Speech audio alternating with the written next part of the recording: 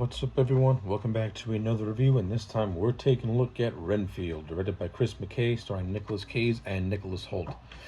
Okay, so I'm not going to waste any time. I'm just going to get right into it. Overall, I think Renfield is a really fun horror comedy. This movie, to me, it knows what it is. It doesn't pretend to be anything different, and it just has fun. What makes this movie work for the most part is the cast. Nicolas Cage and as Count Dracula, I think is an inspired choice, is an inspired casting. He steals every single scene he's in. I love his mannerisms; they're so theatrical and over the top. But you can also tell that he's taken a bit of influence from like all the different portrayals of Dracula throughout the decades. Like you get a little bit of Max Schreck from Nosferatu, you get a little bit of Bela Lugosi, you get a little bit of Gary Oldman, like you get a little bit of Christopher Lee. You know, Nicolas Cage takes all these different Draculas, puts them in a blender, and you get his portrayal of Dracula. But of course, he puts his own little Nicolas Cage spin on it, and he gives his version of Dracula his patented Nicolas Cage charisma, and that's what makes him such a lot of fun to watch.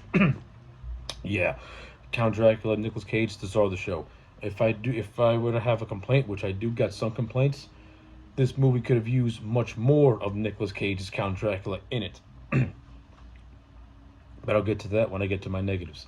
Another casting choice that I love, Nicholas Hoult. I've been a fan of Nicholas Hoult since I first saw X-Men First Class in 2001. Since then, he's been one of my one of my favorite modern actors working today. This movie solidifies the fact that this man knows how to act. This man is great. I love his portrayal of Renfield. I like how he portrays Renfield as, basically a servant to Dracula, somebody who's basically more or less his cleanup boy. But he also maintains Renfield's politeness and his willingness to like do things he doesn't want to do. I thought Nicholas Hoult gave Renfield a lot of depth. He gave Renfield, just some genuine emotion. Like you really feel bad for Renfield, and you want him to break away from Count Dracula and be his own man. And that's what the group therapy sessions of this movie come in. And that's where this movie, some of my favorite scenes with Nicholas Hoult is, aside from the scenes with Dracula, or these group therapy sessions where he's pretty much describing his relationship as being one of an abusive and toxic relationship. Now, I don't think this movie really fully explored what you could really do with something like that. And I think if it did, this movie would have been even better than what it was, in my opinion. But for what we got, it works for me. And not only that, the way Nicholas Hoult handles a lot of his action sequences, they're a hell of a lot of fun. Like the first big scene he has, he's taking down a bunch of thugs. He's taking down a bunch of gangbangers in a warehouse, and it's so entertaining. He has a fight with this big hitman named Apache Joe, and it's a blood fest. And of course, you're gonna get a scene that's probably gonna go down as probably the most memorable scene in this entire movie, where he's at this restaurant and he's taking down a bunch of gang members from this guy called Teddy Lobo, and along with this cop, Rebecca Quincy. And this scene is gory, a hell of a lot of fun. He takes off somebody's hands with a serving platter. You can't not hate a movie like this. This is great. So the supporting cast that surrounds Cage and Holt is also pretty solid. You have Awkwafina, who plays Rebecca Quincy, the love interest. I'm not a big Awkwafina fan. I don't hate her. I don't love her. I think in this movie she has moments where she's okay, and then other moments where she's like reading her dialogue off a teleprompter. I don't really understand why Awkwafina is being shoved down our throats and being shoved in a lot of movies. I don't really find it to be all that great. I don't think her chemistry with Nicholas Hoult is all that engaging, to be honest with you. I think Awkwafina, along with some story aspects that would have changed, is the weakest link of this movie. And when she's on screen with Nicolas Cage, and when she's on screen with Nicholas Hoult, you can tell she feels very out of place, because these guys are acting and she's just struggling. There are times I feel like she's struggling a lot. If anything, I would have did a swap. I would have had the actress playing her sister be the lead, and then Aquafina be in that small little role. Because I think Aquafina in small doses can work better. When you make her a lead or a co-lead, you can tell she just doesn't have that leading person presence. Even as a love interest, like I can't buy her as a love interest because I just don't think she can. She just can't pull it off to me. You have Ben Schwartz, who plays a character called Teddy Lobo. I love the character of Teddy Lobo. I think Ben Schwartz is absolutely hilarious as the character of Teddy Lobo. I like the idea of the movie setting up of Teddy Lobo being the yin yang to Renfield. Now the movie sets it up, but it doesn't even explore it, and it actually pokes fun at the fact where Renfield tells Lobo, like, we only met each other for 2 days. How are you the yin to my yang?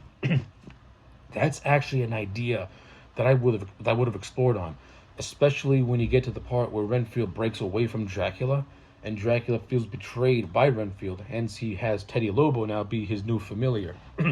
A familiar is basically a servant to Dracula, according to this movie. And I think you could have done so much with a Lobo / Renfield feud as to juxtapose itself with the Dracula Renfield feud. Like, Renfield's feud with Dracula is about Renfield having self-control and being in control of himself. Meanwhile, Renfield's feud with Lobo is pretty much Lobo proving that he's the better fit for Dracula, while Renfield was never for Dracula. Like, you could have took that Teddy Lobo Renfield idea and really made something out of it. I think the movie puts a little too much focus on the whole drug and mafia thing when it comes to Teddy Lobo's character, and I think that brings the movie down a lot. I mean, especially when you get to a point where Dracula meets Teddy's mom, and I kind of have this, and I was thinking that they were going to actually have a union between these two, where they're going to have like a little bit of a crazy romance, but the movie does not go that far. I mean, this movie could have went that far, and I would have bought it, because that's just how crazy and bonkers and batshit, pun intended, this movie is. But we didn't get that, and that's a shame. The whole thing of Rebecca Quincy fighting a corrupted police force, again, that's another storyline that I didn't really care for. You do get a nice running joke where everyone keeps saying "fuck off, Kyle" to a fellow officer. So I don't hate that at all. I actually thought that was pretty funny with a nice payoff. What's another thing I like about this movie? Oh yeah, Chris McKay's direction, I think, is spot on. The acting, for the most part, is really, really good. I love the sets. I love the design of Dracula. I love the many different decays of Dracula. Like, we see him where he's like, his skin's all ripped apart, exposed flesh. And the next time we see him slowly starting to take his form again. It looks so gory. It looks so gnarly. I love the look of the abandoned hospital. It's got this weird Carfax Abbey gothic look, only it's in a hospital. I love how they inserted Nicolas Cage into the original Bela Lugosi Dracula during the prologue.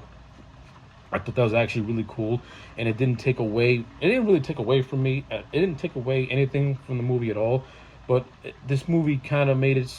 But by doing that, this movie kind of makes itself be like a pseudo sequel to that original 1930s Dracula, which I also thought was pretty cool as well. And I like the ending. I love the final fight between Renfield and Dracula. It's gory, it's bloody. Renfield finally becomes a free man.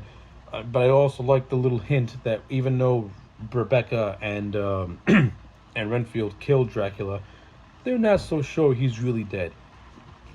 So that was great as well.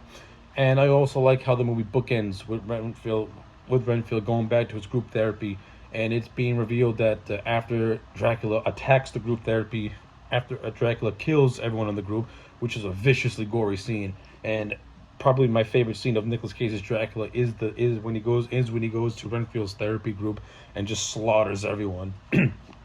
It's revealed that they're still alive because Renfield gave them Dracula blood, and Dracula blood has more or less like these healing powers.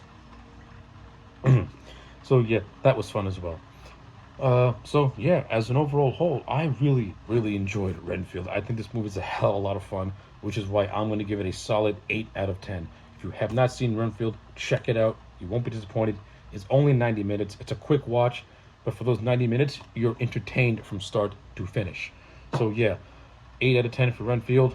Let me know your thoughts in the comment sections down below. Like the video and subscribe, and I'll check you back next time for more.